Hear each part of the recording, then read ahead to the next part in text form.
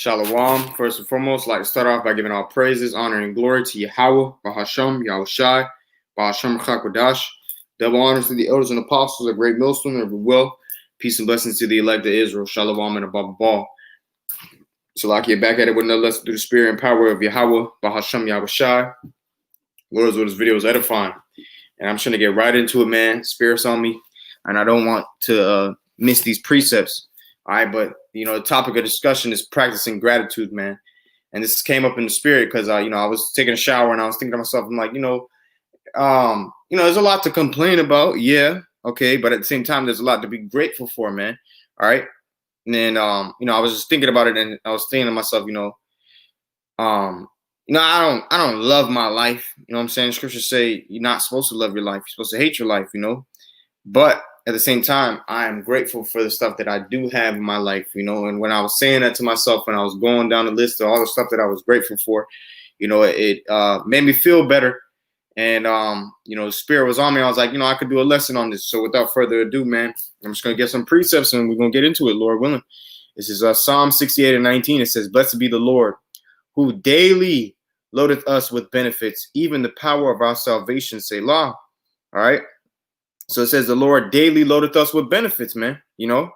So the Lord is daily blessing us, man, with, physical and spiritual benefits, spiritual first and foremost, Salakia, spiritual and physical benefits, you know what I mean? So, hey, Barakatah Yahweh, Barakatah Yahushai, you know what I'm saying? That's something to be grateful about, man. All right, this is Psalms 103 and verse 2. It says, "Bless the Lord Yahweh, Ba'ashem Yahushai, O my soul, and all that is within me, bless his holy name." That was Psalms 103 and 1. Psalms 103 and verse 2. "Bless the Lord Yahweh, Ba'ashem Yahushai, O my soul, and forget not all his benefits." Okay? Forget not all his benefits, man. All right, so that's going into practicing gratitude, remembering the stuff that our Lord has done for us and that he will do for us and that he can do for us, man. All right, like Scripture said, I can do all things through a Mashiach which strengtheneth me. Matter of fact, let's go to Philippians 4, starting at verse 4. "Rejoice in the Lord always." Again, I say rejoice. Verse 5, "Let your moderation be known unto all men. The Lord is at hand." All right, moderation meaning, you're being wise, you're being circumspect. Okay, you're redeeming the time. You're not walking as a fool. Now, for edification, I'm going to go ahead and get translation comparison.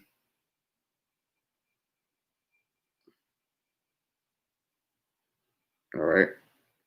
Bear with me, Baba Shah. First, let me go into that word moderation. Just for edification. All right.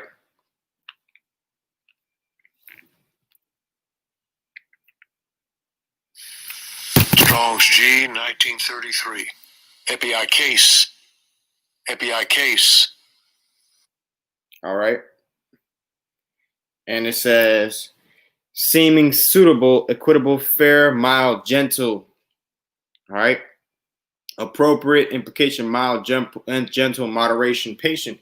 Like Scripture say, be wise as serpents, harmless as doves, All right. And then when you go into the translation comparisons, all right. Translation comparisons is Philippians 4 and 5 in the NLT. "Let everyone see that you are considerate in all you do. Remember, the Lord is coming soon." Philippians 4 and 5 in the CSB. "Let your graciousness be known to everyone. The Lord is near." NKJV, "Let your gentleness be known to all men. The Lord is at hand." ESV, "Let your reasonableness be known to everyone. The Lord is at hand." Basically, we're redeeming the time. We're walking as wisely. We're not walking as fools, All right, being wise as serpents, harmless as doves. Like Yahushua said, beware of men, Philippians 4 and 6, it says, "Be careful for nothing, but in everything, by prayer and supplication, with thanksgiving, let your requests be made known unto Yahweh Shema Shai." So, hey, we have nothing to stress about, man. Be careful for nothing, Be anxious about nothing, man. All right, just make your requests known unto Yahweh Shema Shai. Okay, like it says in 2 Ezra 14. I'm going straight to the point, Lord willing. Second Ezra 14 and 14. Let go from the mortal thoughts and cast away the burdens of man. Put off now the weak nature and set aside the thoughts that are most heavy unto thee and haste thee to flee from these times, you know.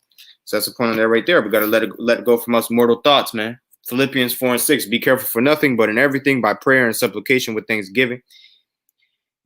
Let your requests be made known unto Yahweh B'Shem Yahushai. Verse 7.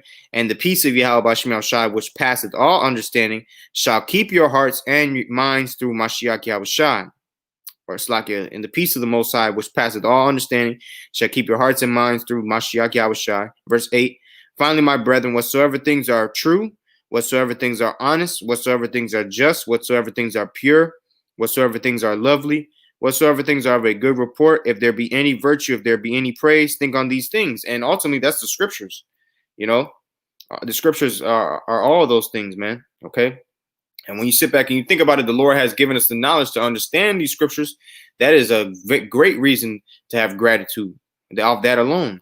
Verse 9, it says, those things which ye have both learned and received and heard and seen in me, do, and the power of peace shall be with you. Right. So we have men of the Lord's examples to follow after. The scriptures say, mark the perfect man. Verse 10, but I rejoiced in the Lord greatly, and that it says that now at the last your care of me have flourished again, wherein ye were also careful, but ye lacked opportunity. Verse 11. Here's the point. Not that I speak in respect of want, for I have learned in whatsoever state I am, therewith to be content. Okay? That's the point. All right? Whatsoever state you're in, you got to learn to be content, man. All right? I know both how to be abased, and I know how to abound. Everywhere and in all things I am instructed both to be full and to be hungry, both to abound and to suffer need. Verse 13, I can do all things through Hamashiach, which strengtheneth me. You know, that's the point on that right there, man. Okay? So like the Apostle Paul said, you know, he said it perfectly. For I have learned in whatsoever state I am, therewith to be content, man. And the scriptures say godliness with contentment is great gain, man. All right, so we need to practice gratitude, Akim. Speaking to myself first and foremost. This is 1 Thessalonians chapter 5, starting at verse 14. It says, now we exhort you, brethren, warn them that are unruly, comfort the feeble-minded, support the weak, be patient toward all men, see that none render evil for evil unto any man, but ever follow that which is good both among yourselves and to all men. Like scriptures say, as we therefore yet have opportunity, let us do good unto all men, especially those of the household of faith.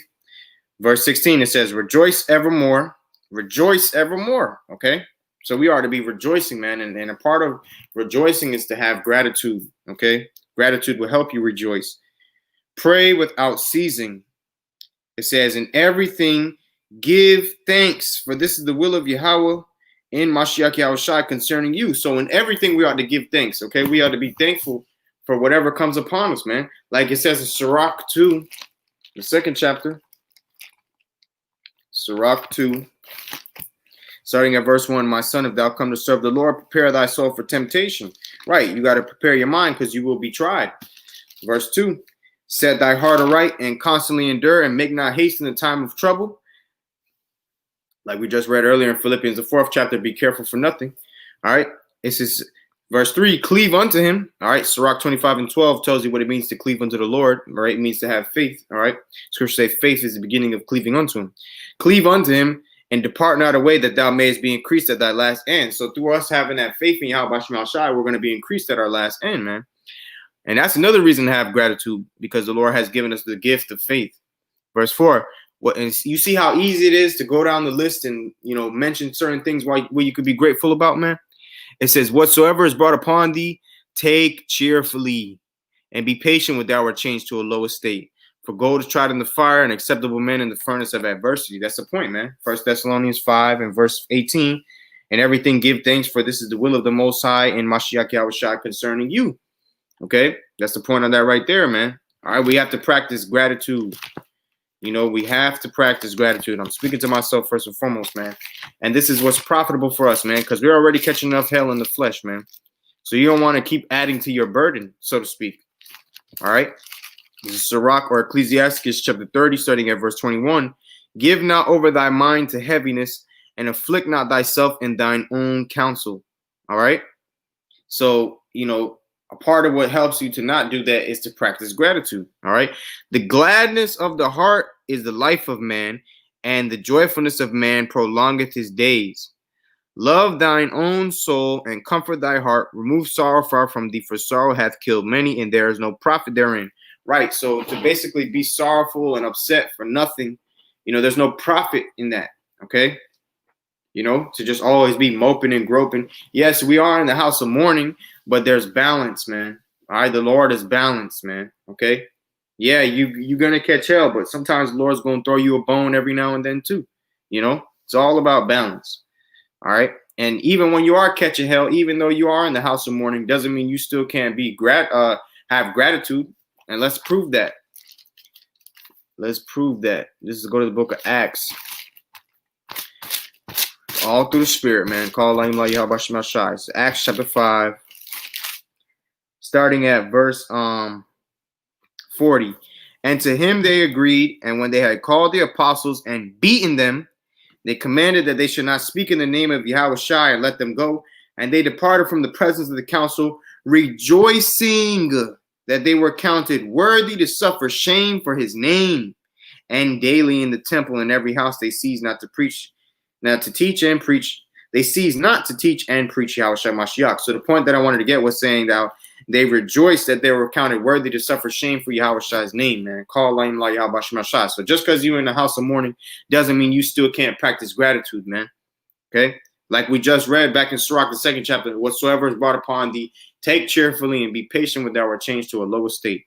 Sirach or Ecclesiastes 30 and verse 23. I'll read it again. Love thine own soul and comfort thy heart. Remove sorrow far from thee, for sorrow hath killed many, and there is no profit therein.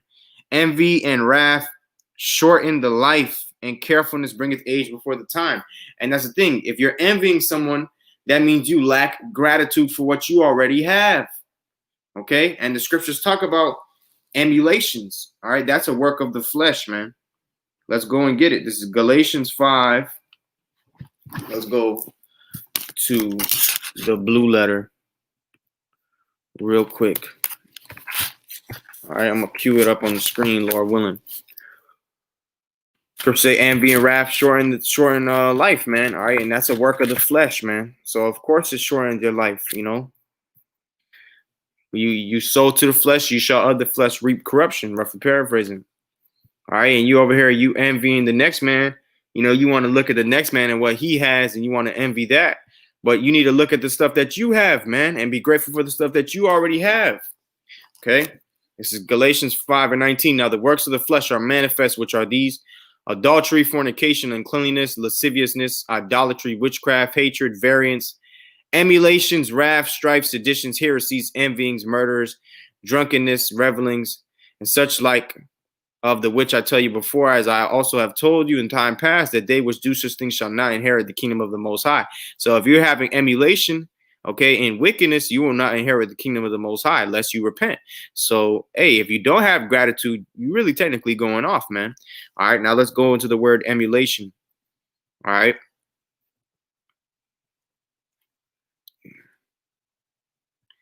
And there's righteous emulation and there's wicked emulation, okay? And let me just prove that real quick. Okay.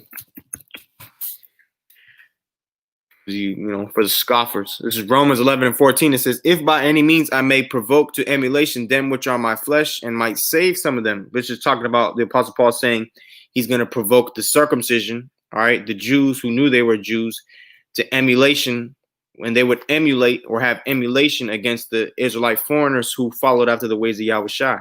Okay. So like I said, there's righteous emulation and there's wicked emulation. All right. This is emulation. All right. Zelos. Strong's G 2205. Zelos. Zelos. Zelos. All right. It says excitement of mind, ardor, fervor of spirit, zeal, ardor, embracing, pursuing, defending anything, zeal in behalf of, for a person or thing, the fierceness of indignation, punitive zeal, and envious and contentious rivalry, jealousy. That's the point on that right there. Skipping down. It says heat, i.e., figuratively zeal in a favorable sense, ardor, and an unfavorable one, jealousy. Okay. It says, as of a husband, figuratively of the Most High, or an enemy, malice, emulation, envying, fervent mind, indignation, jealousy, zeal. So that's the point. If you're jealous, that means you lack gratitude. Okay. You know, and you can still emulate someone or be jealous with someone, but with godly jealousy. Scriptures talk about godly jealousy, man. All right. Let me go and get that real quick. Going back to what I said earlier through the Spirit, everything's about balance. 2 Corinthians 11:2, for I am jealous over you with godly jealousy. For I have espoused you to one husband that I may present you as a chaste virgin to Mashiach. That's the point. You know, there's godly jealousy too, man. All right. Going back to Galatians 5. Galatians 5 and 22 says, but the fruit of the Spirit is love, joy, peace, long-suffering, gentleness, goodness, faith, meekness, temperance. Against such there is no law. And they that are Mashiachs have crucified the flesh with the affections and lust. If we live in the Spirit, let us also walk in the Spirit. Let us not be desirous of vain glory, provoking one another, envying one another. Okay, we're not supposed to be envying one another. And the thing to help you not envy one another is to practice gratitude, man. All right, now let's go ahead and get that real quick. I want to go and show something before I close out, Lord willing. But let me go ahead and finish off on this Sirach. I'm gonna read it again. Okay. This is Sirach or Ecclesiastes 30, starting at verse 21. I'll read it again. Give not over thy mind to heaviness, and afflict not thyself in thine own counsel. The gladness of the heart is the life of man, and the joyfulness of man prolongeth his days. Love thine own soul, and comfort thy heart. Remove sorrow far from thee, for sorrow hath killed many, and there is no profit therein. Envy and wrath shorten the life, and carefulness bringeth age before the time. A cheerful and a good heart will have care of his meat and diet. That's the point right there, man. Okay. Now, this is mayoclinic.org. All right. I do not own any contents to this. Okay. This is all for educational purposes, and I'm not making any money off of it, Esau. It says to improve. Well, I'm making spiritual money off of it. It says to improve your health, practice gratitude. All right. A daily gratitude practice has been shown to significantly increase your happiness. Lord willing, I'll be making spiritual money off of it. But nevertheless, it says, and your physical health, practicing gratitude improves sleep, boosts immunity, and decrease the risk of disease. It says, ever wish there were a so-called magic pill you could take to boost your energy levels? And we don't deal with magic. All right. We deal with the spiritual power of Yahweh Shemashah on the right-hand side. Nevertheless, it says to boost your energy levels, improve your mood, help you sleep better, increase your kindness, and even help you make more money. Fortunately, no such pill exists, but there is a way you can reap these benefits without a visit to the doctor's office. The secret? A daily gratitude practice. Indeed, counting your blessings each day has been shown to significantly increase your happiness and your physical health. In addition to helping you get more sleep, practicing gratitude can boost your immunity and decrease your risk of disease. Okay, here are a few tips to help you get started. And these are a few things that you can do to, practice gratitude. Okay, keep a gratitude journal, and that was something that that I did when I went to counseling, because I had counseling at one point, and my counselor, she taught me to, write stuff down, have like a gratitude journal, if you will. And it actually did help. I don't do it now, but Lord willing, I start doing it again. You know what I'm saying? But for me personally, I don't have to write it down. For me personally, I can just, jot it down in my mind. But, another brother might want to write it down.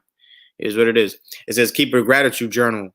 Write in a gratitude journal every day. Jot down quick notes. They can be as simple as something funny one of your children did, or a kind gesture from a stranger at the grocery store. Any positive thoughts or actions count, no matter how small. Yeah, and you don't gotta write a whole paragraph on it. You could just write down, like, let's just say someone gave you a snack at work and you were hungry. You can just write down snack on the gratitude journal. You know what I'm saying? And you date it for that day. In your mind. You know what I'm saying? You could say, okay, that person gave me such and such. Lord put a spirit on them to give me a snack. I was grateful for it. You know what I mean? It says use gratitude cues. Any new habit needs reminders, and cues are a great way to stay on course. Keep photos visible of things or people that make you happy. Post positive notes or inspirational quotes on the fridge or by your computer to reinforce feelings of gratitude. Yep, like positive affirmations, stuff like that. Make a gratitude jar. Keep an empty jar, scratch paper, and a pen in accessible place at home. Ask family members to write on a piece of paper one thing that they are grateful for every day and drop it in the jar. Encourage them to be funny during dinner or leisure time, to take a few of the notes out on the jar and enjoy reading one another's thoughts. The goal is to move your mind from thinking about gratitude occasionally to making it second nature. Eventually, you'll lower your gratitude threshold so that you're grateful for little things, and you'll learn how to sprinkle a little gratitude throughout your day. So that's the point on that right there. All right, practicing gratitude, man. Very, very imperative thing in this faith of ours, man. Right? And there's a couple benefits from gratitude, and I'll show it on the screen, and I'll close out, Lord's will. Okay. And I'm not going to really go in depth with it, but if you want, you can look it up. You know what I'm saying? It's 10 benefits of gratitude. All right. It's from liveboldbloom.com. 10 transformative benefits of gratitude. Salakia, slip of the tongue. It says,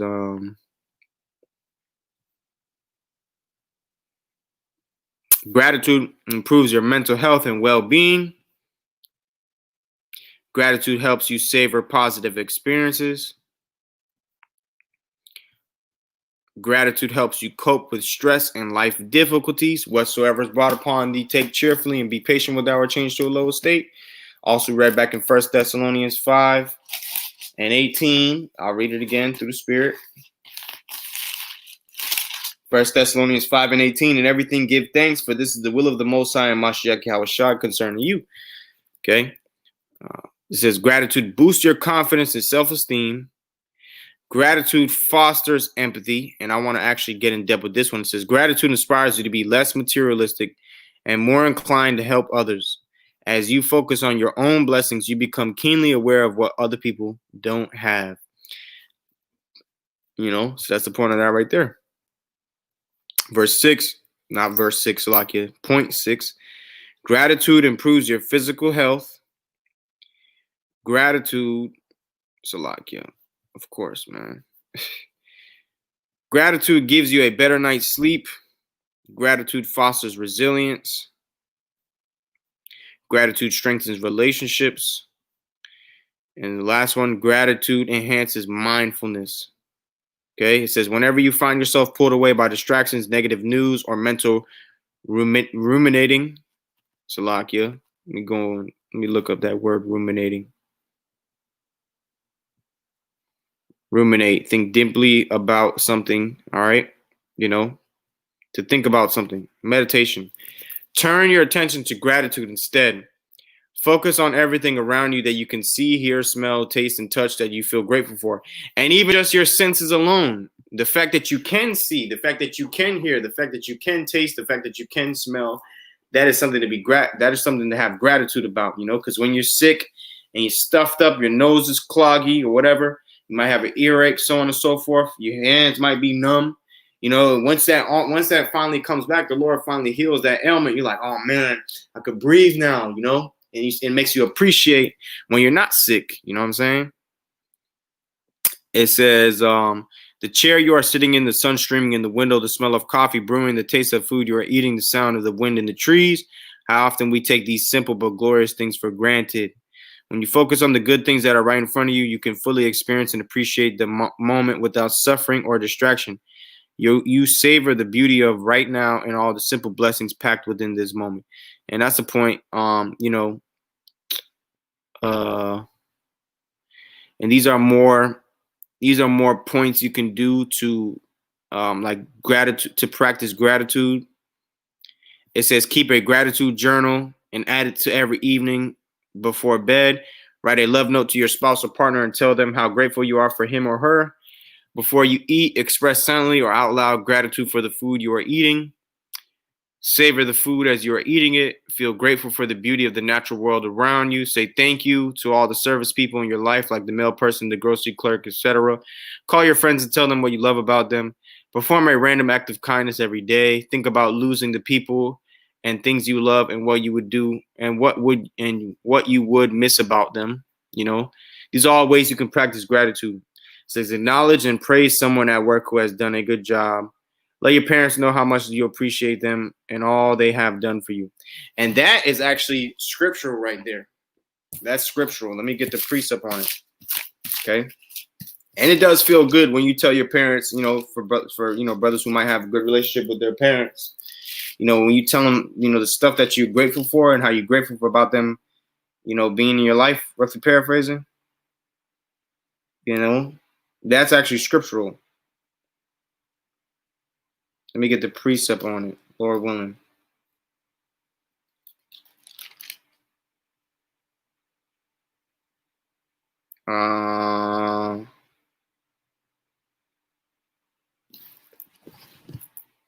Let me get the precept on that, because that's actually scriptures.